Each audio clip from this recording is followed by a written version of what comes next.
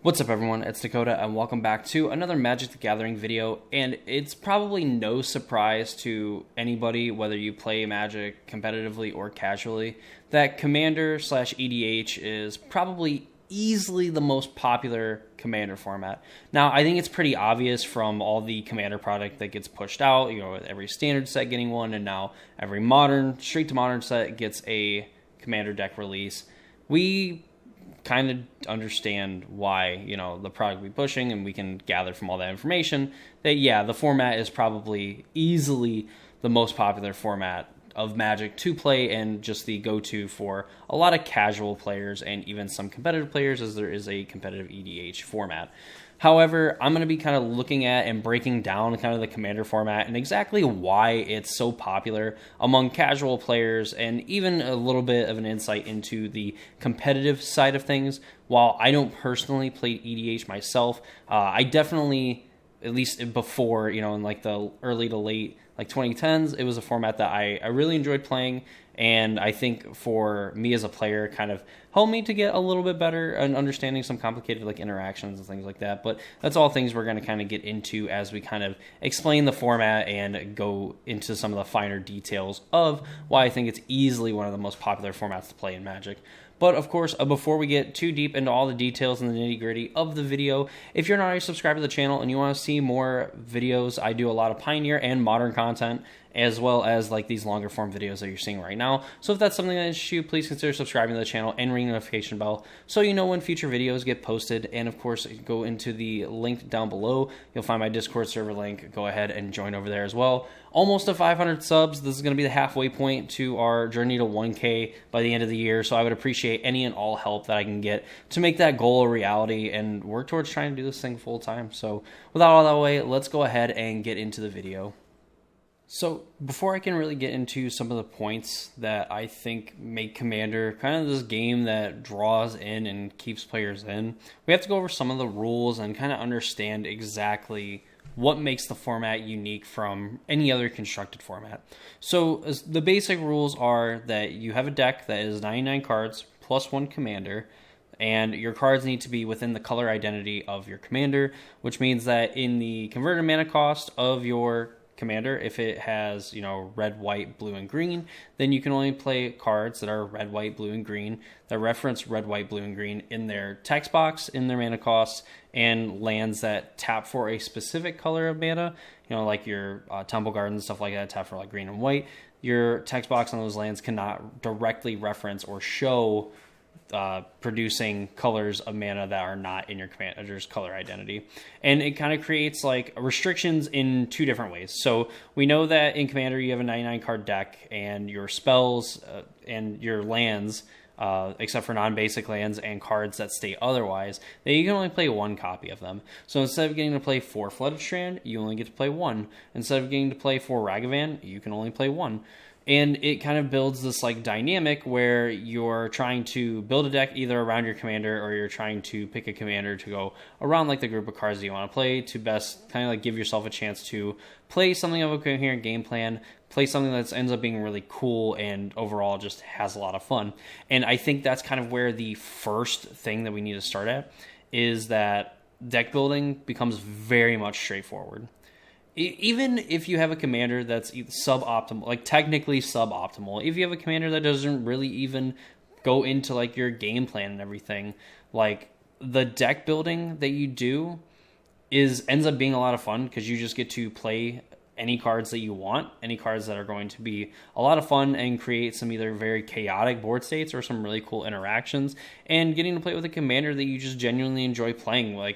That's a huge thing for a lot of players, and especially even for myself when I started. I had a few cards that I absolutely really wanted to play, and when I would play just 60 card kitchen table Magic with my friends and stuff, it felt kind of disappointing. It's man, I didn't draw my bomb, essentially my boss creature of my deck, or this very flashy sorcery or whatever. And in Commander, it somehow almost feels better playing those cards, because it's it's already baked into the cake, right? That's the rule. Even if I can know in a 60 card format, I could play 4 copies of this card. Really, if my friends allowed it, I could play 30 copies of a card, but I only have 1, and I don't want to go buy another one. Maybe I can't find it, whatever. And in Commander, it's like, that's fine because that's kind of like the rules of engagement anyway, right? Like, you need to only have one copy of a specific card in your deck unless it states otherwise.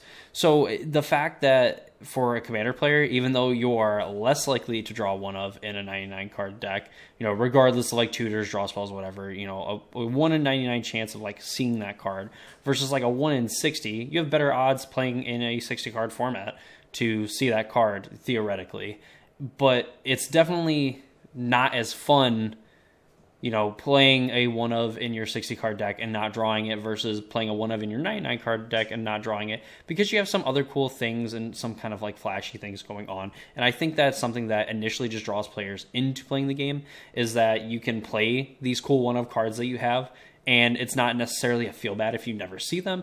And then the deck building restrictions and requirements are pretty straightforward because you know that your restrictions. I think a lot of like what Magic has, like the problem it has now, is that there's so many options. If you just play kitchen table Magic, there's not really a place to start. Where at least if you have a card that you really like in a Commander, say something like a Grand Arbiter Augustine the Fourth or whatever, which is like a blue-white commander that makes your blue-white spells cost cheaper. It's like, I'm going to play big, flashy blue-white spells. My opponent's spells are going to cost more. It's going to be, there's just these restrictions that you can kind of place on yourself, and it ends up making deck building a lot of fun. It ends up making it feel like it's a puzzle. And I think inherently, humans themselves, not even Magic players, but humans like to solve puzzles. They look for patterns and things like that. And I think Magic, especially with how expansive the library is, of just in terms of like cards that have existed, whether in directly to Commander products or even just in standard straight to modern sets, what have you, that it's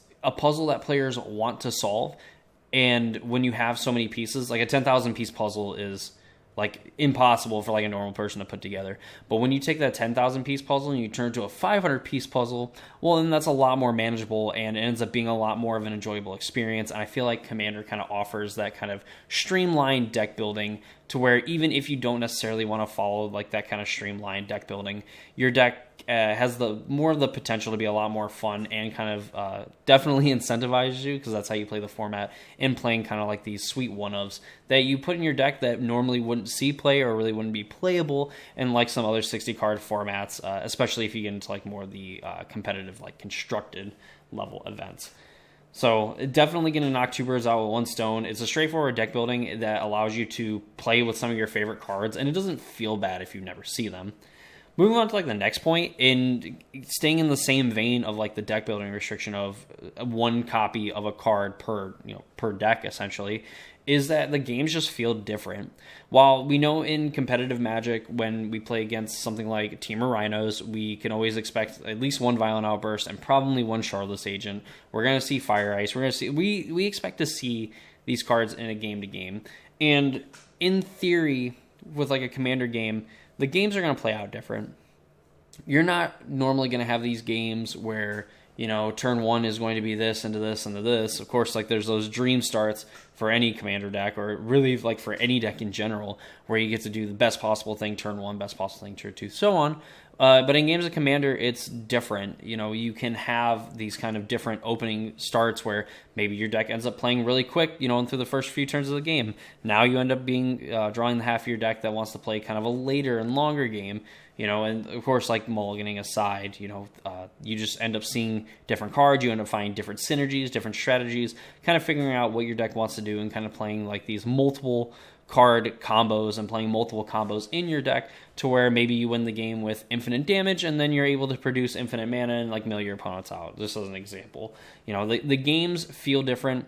And then especially with the ability to add multiple players to a game, obviously, when you're like a control deck versus like an aggro deck, we kind of know how that plays out. But how does the control deck match up against an aggro deck when there's two other aggro players at the table? Or how does the aggro deck fare when there's two other control players at the table? What does the control player do when there's a combo player at the table along with another control player? There's just these different combinations of like basic archetypes that we could fit decks into already in 60 card formats that you can kind of apply to Commander decks. And then they're all playing like their own set, like specific Commander that may or may not affect the game in any meaningful way from the person that's kind of like dictating what's happening. On top of the fact, too, that each game is then going to play out differently from not only the players getting to draw different cards, but from how their different draws are going to interact with what their opponent is doing. And I think when, like, for the longevity of a game, that easily helps you, where you just build one deck and you can tool like the meta essentially, or like the other decks that are being played around it. And then if you just have one card that you really want to make a change to your deck, you're able to do that. And again, you're kind of incentivized to do that in a point, because again, you are playing just one of any card that you're going to play. Again, kind of barring those outliers. I know I keep pointing those outliers out, but I know there's going to be someone that's like, well, you can play any copies of Relentless Thatch. You can pay 40 in your deck. It's like, yeah, I know, but whatever. That is what it is. Commander is a weird game, but definitely a lot of fun, and there's a reason why tons of content creators make content on the format and everything. There's so many different ways to play. I mean, we've just talked about playing like 1 versus 1, and then like 4-player like free for all and stuff. But then there's two-headed giant that you can play in Commander that can be a lot of fun, where like you and your friend can build a deck that are meant to like synergize well together. And like that's pretty cool.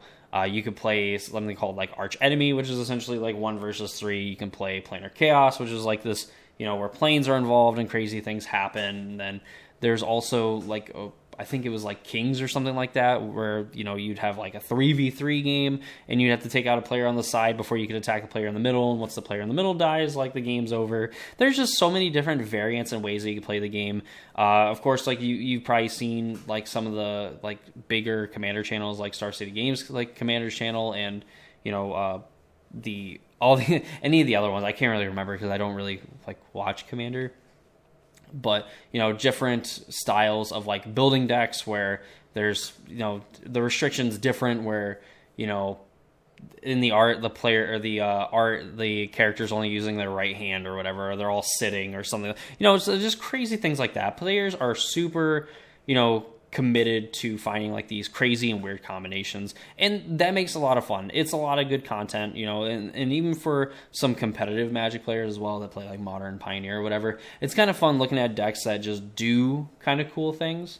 And I think with all of these stipulations and rules and stuff that are in the Commander format, and just the fact that players are willing to kind of push the limits of what is possible, and the fact that every single card is legal, and of course there's tons and tons and tons of Commander product, I think it results in a fun experience for players, because you kind of don't know what's going to happen, right? Like the unknown is kind of exciting on what's going to happen, and it kind of goes from a point of like I want to win the game to I just want to see what happens.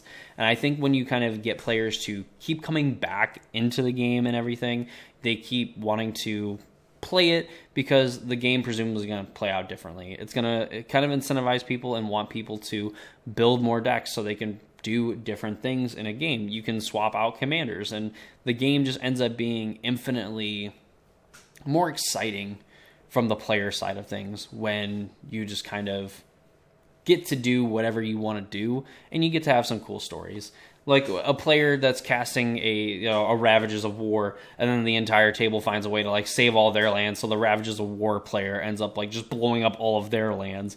And that ends up being like kind of a fun story to like go and tell your friends. Like it's kind of like a change of pace from like the bad beats are especially bad or really funny, and like the the feel good like I made a smart plays are also kind of like a really feel good moment for Commander players, just because it ends up including cards that like you wouldn't necessarily see play in some of the other like constructed formats, versus like some of the more cool and maybe in-depth interactions where like most players probably wouldn't know what happened in more competitive formats, and certainly they could happen in Commander games as well, but a lot of the time it just ends up being like cards that you've never even heard of, interacting with other cards that you haven't heard of, to kind of create a big beautiful mess of someone winning the game and someone losing in spectacular fashion. So that is essentially, to me, that's why the Commander format is so popular, and why you see so many content creators like really just try to like push Commander home.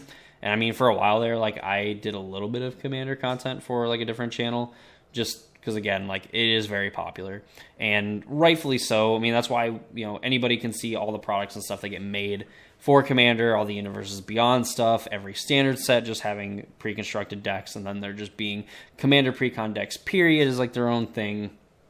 It's easily one of the flagship products now for Magic, and while you can argue if it's a good or a bad thing that there's so much Commander product out there, obviously people are buying it, so it's something that the people maybe don't necessarily want, but it's the product that people are going to buy. They're going to continue to find cool and neat ways to kind of pimp out their deck, to find cool cards that end up doing like the same things, but maybe a little bit more efficient, maybe more flashy, maybe in an art that they like, what have you. At the end of the day, as I've always said on this channel, and I still hold this sentiment, even though I don't play EDH, I don't have a wanting to play EDH or whatever, the fact that people can kind of play the game however they want to play the game and enjoy it, and they get into it either because one of their favorite IPs did a crossover with Magic, and now they're kind of indoctrinated into the game, or vice versa. It's an amazing feeling, and EDH might not necessarily be a format that gets further supported by Wizards. Like, we're probably not going to see RCQs where we have Commander tournaments, and we're not going to see a Pro Tour where Commander's the format, even though I think that would actually kind of be interesting to have some kind of big side event that would be like a 1v1 Commander game. I think that would be pretty cool. But overall is a net positive for Magic to get players into the game, because who knows, those players might end up getting into constructed formats later, like Modern and Pioneer and whatnot, and that end up being kind of something for them later down the line. Anything to keep players in the game is always a good thing. So yeah, I think that's going to do it for me in this video. I hope you all enjoyed. If you did, please leave a like on the video. Comment down below if you like playing EDH, you don't like playing EDH, and kind of why. I'm always interested in how people play the game. If you have any cool Commander rules and anything like that, I would love to hear it down in the comments, of course. Check out the Discord server. Link is into the description. And check out the Casual Spikes podcast going up on Saturday. I'm going to try to get it up Saturday morning, so be sure to be on the lookout for that. Ring the notification bell, subscribe so you know when that video gets posted. That's going to do it for me. Hope you all enjoyed the video, and I'll see you all in the next one.